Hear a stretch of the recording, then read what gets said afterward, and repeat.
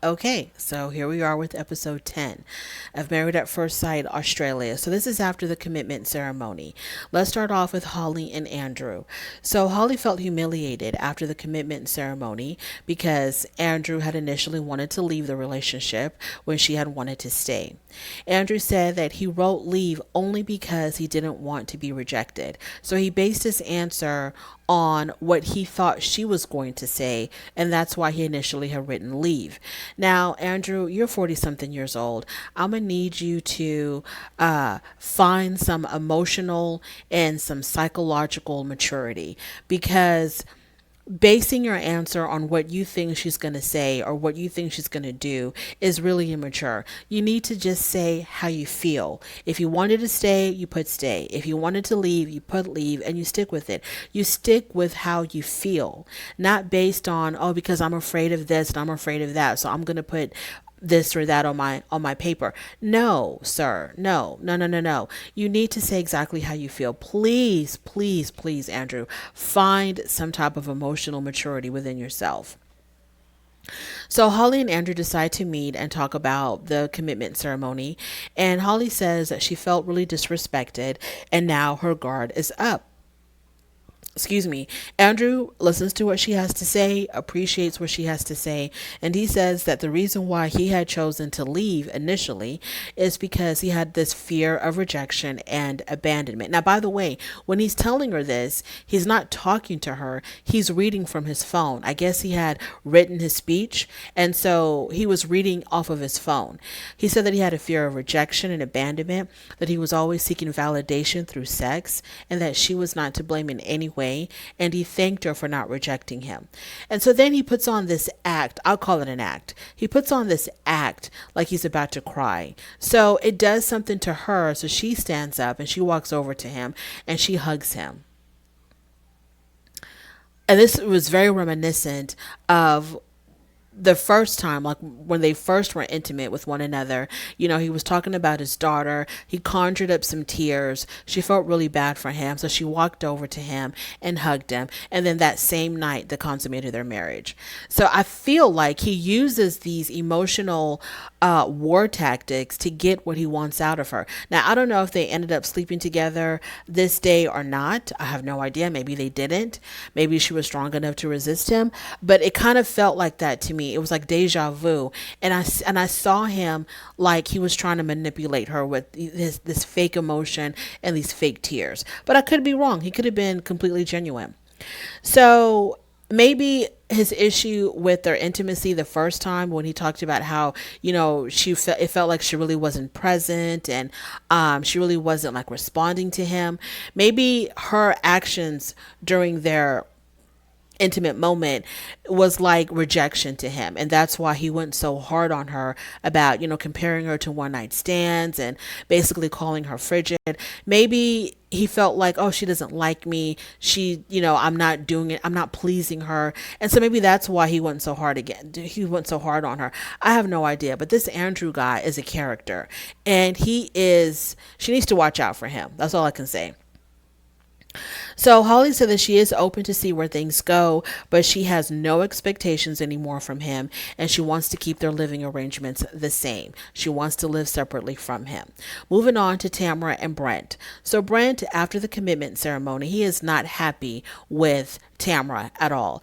It bothered him when she was asked if Brent is Brent enough for you, and she said she didn't know. That really stuck to him. So now they're back in the apartment. He really doesn't want to talk to her. She wants to talk about it. He tells her, I don't want to talk about it now, so let's just let it rest. And she kept on insisting on talking about it.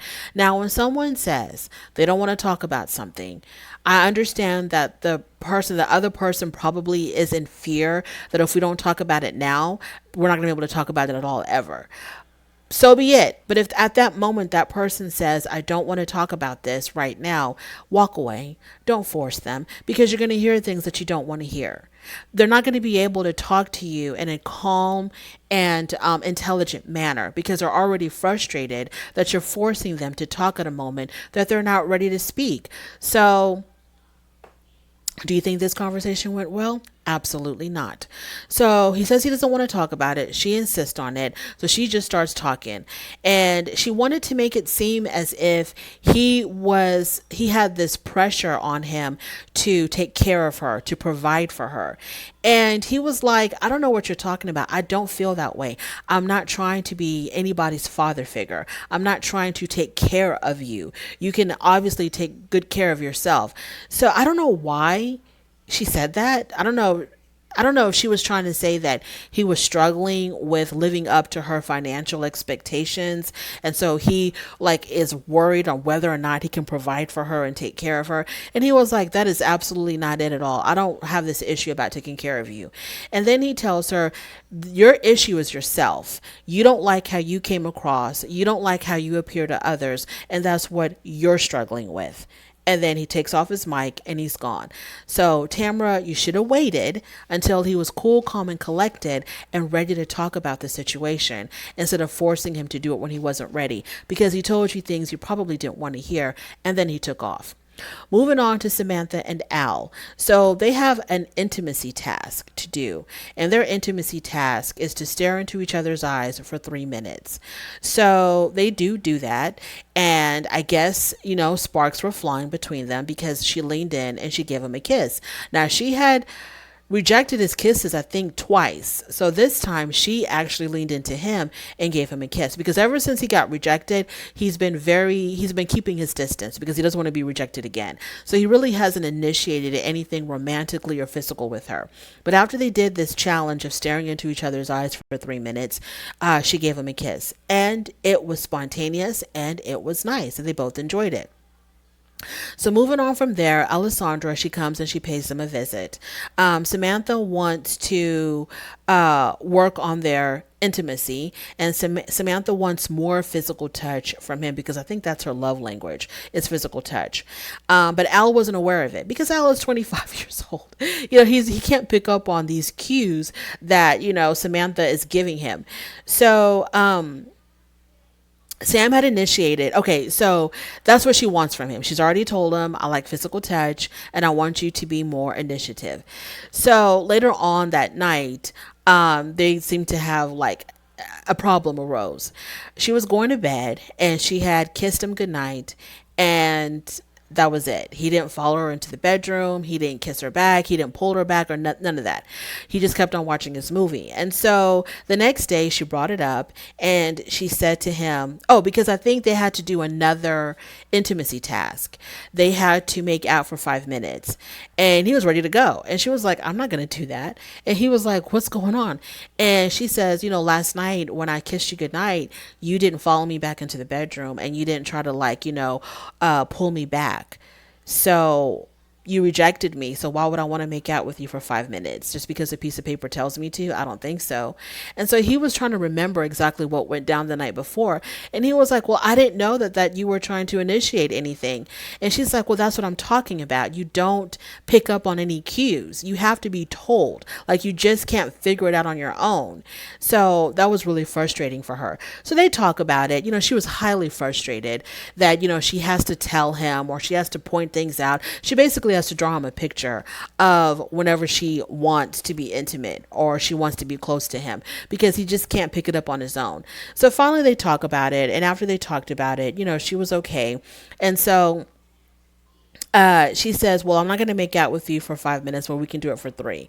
So they set the timer for 3 minutes, and they made out for 3 minutes, and both of them were really happy. She said he was a good kisser. So it seems like things are looking up for them. And like I said in my previous review, it seems like Al is kind of, I don't want to use the word maturing because that's really jumping ahead, but it seems like he's not acting as immature. He's not acting as silly as he did initially. I hope this is the new Al, but only time will tell. So moving on to Jack and Damonica. So this is intimacy week for them as well.